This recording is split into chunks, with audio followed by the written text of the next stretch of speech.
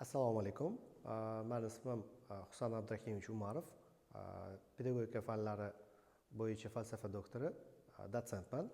Bugun sizlar bilan texnologiya ta'limi fanlarini o'qitishda innovatsion yondashuvlar moduli bo'yicha gaplashamiz. Birinchi ma'ruza mashg'ulotimiz texnologiya ta'lim fanlarini o'qitishda innovatsion yondashuvlar modulini predmeti, maqsad, vazifalari, ilmiy nazariy asoslari bilan bog'liq bo'ladi. Mazkur ma'ruzani muhokama qilish jarayonida biz texnologiya ta'lim fanlarini o'qitishda innovatsion yondashuvlar modulini predmeti, obyekti haqida, modulni maqsadi, vazifalari, ta'limda innovatsiyalarni ilmiy nazariy asoslari haqida va modulni ilmiy tadqiqot metodlari, boshqa modullar bilan bog'liqligi, uning asosiy yo'nalishlari haqida gaplashamiz. Shu bilan bir qatorda modulni metodologik asoslarini tadqiq etish bilan shug'ullanamiz. Modulni o'rganishdan maqsad tinglovchilarda zamonaviy ta'lim va innovatsion texnologiyalar bo'yicha ilg'or xorijiy tajribalar haqida bilimlar, malakalar va ko'nikma tizimini shakllantirishdan iborat bo'lib, shu bilan bir qatorda zamonaviy o'qish texnologiyalarini o'quv jarayonida qo'llashni o'rgatish ham modulimizni maqsadlaridan biri hisoblanadi. Modulni vazifalariga keladigan bo'lsak, tinglovchilarni xorijiy ta'lim tajribalari va innovatsion texnologiyalar bo'yicha bilimlar tizimi bilan qurollantirish. Ikkinchisi, texnologik ta'lim tizimi bo'yicha xorijiy, MDH va respublikada olib borilayotgan islohotlar haqida tinglovchilarga ma'lumot berish. Uchinchisi, texnologiya ta'lim fanlaridan o'quv jarayonini tashkil etish va uning sifatini ta'minlash borasidagi ilg'or xorijiy mamlakatlar ta'lim tajribalari, zamonaviy yondashuvlariga oid bilimlarni berish va so'nggisi tinglovchilarda texnologiya ta'limi sohasidagi ilg'or ta'lim texnologiyalari bo'yicha bilimlarni shakllantirishdan iborat. Har bir dars mavzusi, har bir fan predmeti o'ziga xos metodlari, usullaridan iborat bo'ladi. Bizni mazkur modul jarayonida ta'lim texnologiyasi iborasiga bir necha bor murojaat qilamiz. Shu sababli avvalambor ta'lim texnologiyasi tushunchasini muhokama qiladigan bo'lsak, ta'lim texnologiyasi tushunchasiga pedagogika sohasida aniq bir ta'rif berilmagan. Turli xil adabiyotlar, turli xil mualliflar tomonidan turlicha ta'riflar berilgan, lekin ularni hammasini umumlashtirib bir xulosaga keladigan bo'lsak, quyidagi ta'rifga to'xtashimiz mumkin bo'ladi.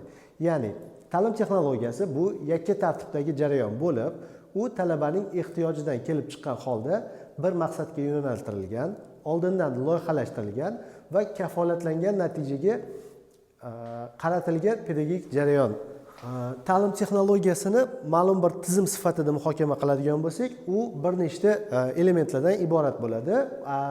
Mazkur slaydda aynan shu elementlarni ko'rishimiz mumkin. Ya'ni, eng avvalambor bu yerda jarayonni asosiy tashkil etuvchisi ta'lim beruvchi, jarayonni obyekti hisoblangan ta'lim oluvchi va ta'lim jarayonining maqsadi, undan keyin kutilayotgan natija. Shu o'rinda aytib o'tish kerakki, bevosita maqsad kutilayotgan natijaga erishishga xizmat qilish kerak bo'ladi.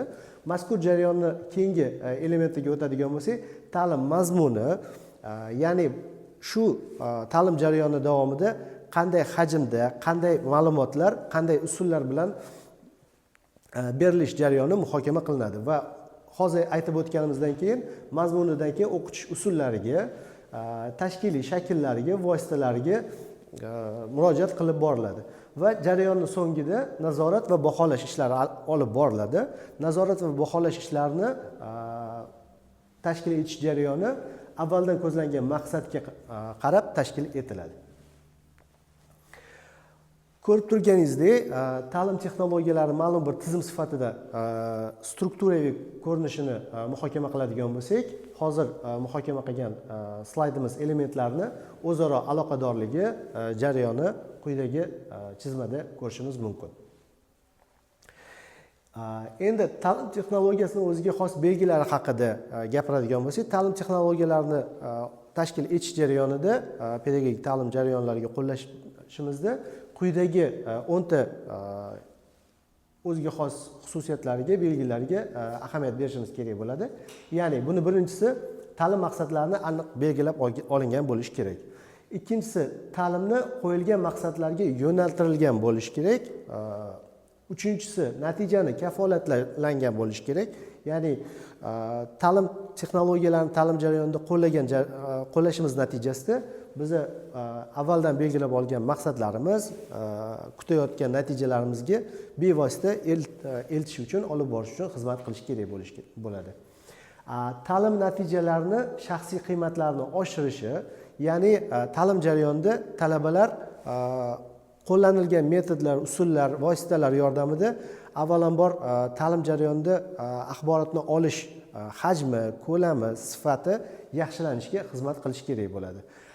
Joriy natijalarni baholash bu har bir metodlar, usullar, vositalardan foydalangan jarayonimizda kutilayotgan natijalarni berdimi, yo'qmi, shuni baholash imkoniyatini beradi.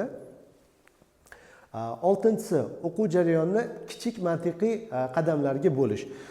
Mazkur g'oya asoschisi sifatida zamonaviy pedagogik ta'lim jarayonida tarixini qarab chiqadigan bo'lsak, Yan Amos Komenskiyni keltirishimiz mumkin. Ya'ni Yan Amos Komenskiy sinflar tizimini tashkil qilish haqida gap borgan paytda aynan shu narsaga alohida urg'u berib o'tadi. Ya'ni berilayotgan axborotning hajmi o'ta muhimligi va unga alohida ahamiyat berish kerakligini ta'kidlab o'tgan. Keyingi o'ziga xos belgisiga o'tadigan bo'lsak, monitoringga asoslangan holda tuzatishlar kiritib borish. Ya'ni biror bir metod, usul, vositani qo'llagan holatimizda kutilgan natija bermasa yoki bo'lmasam inobat avvaldan kutilmagan bir hodisalar ro'y beradigan bo'lsa, jarayonni qadam-qadam to'g'rilab borish imkoniyati yoki bo'lmasa o'zgartirish, kiritish, takomillashtirish, mukammallashtirish imkoniyati bor bo'lishi kerak bo'ladi. 8-inchisiga o'tadigan bo'lsak, ta'limni takrorlash va nazorat qilish. Bu hammamizga juda ham tanish bo'lgan takrorlash, bu ta'lim jarayoni onasi degan ibora bor. Aynan shunga misol qilib aytishimiz mumkin bo'ladi. Ya'ni biz sinab ko'rgan metodlar, usullar, vositalar biz kutgan natijani beradigan bo'lsa, uni qayta sinovdan o'tkazishimiz kerak bo'ladi va natijada jarayonni nazorat qilib, birinchi bosqichda olgan natijalarimiz tasodifiymidi yoki bo'lmasam rejalangan ssenariy asosida ketayotganini kuzatib borishimiz mumkin bo'ladi. 9-inchisi tuzatish va o'zgartirishlar kiritilgan ta'lim natijasini baholash. Ya'ni nazorat qildik, unda biror bir jarayonlarga o'zgartirish yoki bo'lmasa tuzatishlar kiritadigan bo'lsak, shu yangilangan tizimni ham nazorat qilib borishimiz kerak bo'ladi. Va oxirida jarayonni oxiriga borgan paytda etalon darajasida o'zlashtirish va baholash. Bunda biror bir modulni, fanni yoki mavzuni misolida bo'ladigan bo'lsa, biz taklif qilgan usullarni takomillashtirib ideal holatga olib kelinadi va etalon darajasida bir texnologik jarayonni tashkil qilish nazarda tutiladi. Boya muhokama qilib o'tganimizdek, ta'lim texnologiyalarining asosiy tarkibiy qismlari quyidagi grafikda o'zaro aloqadorlik ta'sir yo'nalishlari va iyerarxik ketma-ketligida taqdim etilgan. Ya'ni ta'lim texnologiyalarini ta'lim jarayoniga qo'llash jarayonida biza motivatsiyani oshirishga, ta'limga bo'lgan motivlarni uyg'otish jarayonida talabani ehtiyojlari, manfaatlari, maqsadlari, qiziqishlari, havaslarini inobatga olgan holda amalga oshirishimiz kerak bo'ladi. Ta'lim texnologiyalarini tashkil etish jarayoni o'z ichiga vosita, usul, shakl, yo'llar yoki bo'lmasam bilish faoliyati va so'ngida nazoratni qamrab oladi.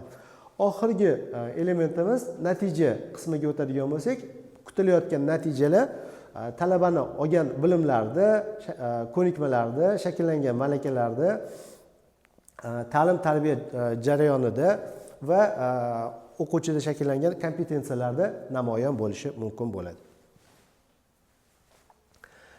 Fanni metodologik asoslarini tadqiq etish haqida gap boradigan bo'lsak, aynan ta'lim texnologiyalari bevosita pedagogikani deyarli barcha fanlari bilan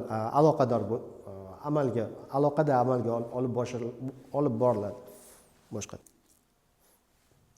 fanni metodologik asoslarini tadqiq etish haqida gap boradigan bo'lsa, ta'lim texnologiyalari nazariy fan sifatida ta'lim-tarbiya sohasida kafolatli natijaga erishish darajasini oshirish, muammolarni tadqiq etish bilan shug'ullanadi hamda o'zini muntazam rivojlanishni kadrlar tayyorlash orqali ta'minlab turadi.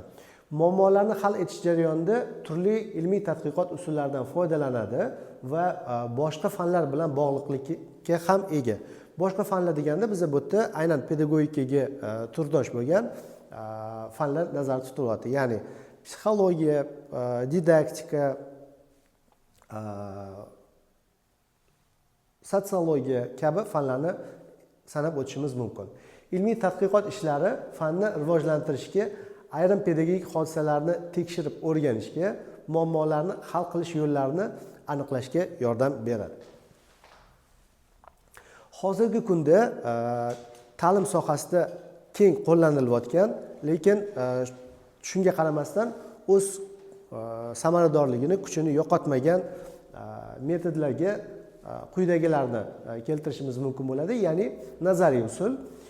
Bu o'rganilayotgan muammoni nazariy asoslarini tadqiq etish, tahlil etish bilan bog'liq bo'lgan usullar to'plamini nazarda tutiladi.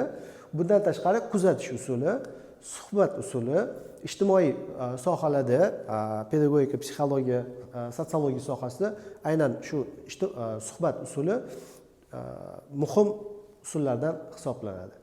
To'rtinchisi test va so'rovlar usuli, ta'lim oluvchilar ijodini o'rganish usuli, eksperiment tajriba usuli, matematik statistik usul, ilg'or tajribalarni o'rganish usuli, tadqiqot natijalarini amalda tatbiq etish usullari ham quyidagi muhim usullarni biri hisoblanadi. Bu jarayonda eksperiment tajriba usuli turli xil, boya darsimiz boshida avvalgi slaydlarimizda muhokama qilganimizdek, turli xil ta'lim usullarini, metodlarini, vositalarini sinab ko'rish, tajriba o'tkazish jarayonida va ta'lim jarayonini yanada takomillashtirish, rivojlantirishda juda ham muhim usullardan biri hisoblanadi. Lekin olingan natijalarni tahlil qilish jarayonida matematik statistik usullardan keng foydalaniladi. Modulli metodologik asoslari haqida gapiradigan bo'lsak, ta'lim texnologiyalari fanining metodologik asoslarini pedagogika fani tashkil etadi. Ya'ni o'qitish jarayonini barkamol shaxsni tarbiyalash, qobiliyatlarini rivojlantirish, bilish faoliyati, xususiyatlari bu ikki fan maqsadini birlashtiradi. Misol uchun, amerikalik psixolog Skinner ta'rifiga ko'ra, ta'lim texnologiyalari pedagogika va psixologiyani eng ilg'or bilimlarini ta'limda uyg'unlashtirish hamda unumli foydalanish, o'qitishning muayyan usullari, shakllari va vositalarini belgilovchi psixologik pedagogik ustanovkalar yig'indisidir degan ta'rifni bergan. Bundan tashqari, aynan biz sanab o'tayotgan modul psixologiya, yosh davri psixologiyasi fani, pedagogik mahorat, kasbiy pedagogika, kasbiy psixologiya, axborot texnologiyalari, iqtisod fani, fiziologiya fani va boshqa qator fan va sohalar bilan o'zaro aloqador hisoblanadi. Shu bilan ma'ruzamiz oxiriga yetdi.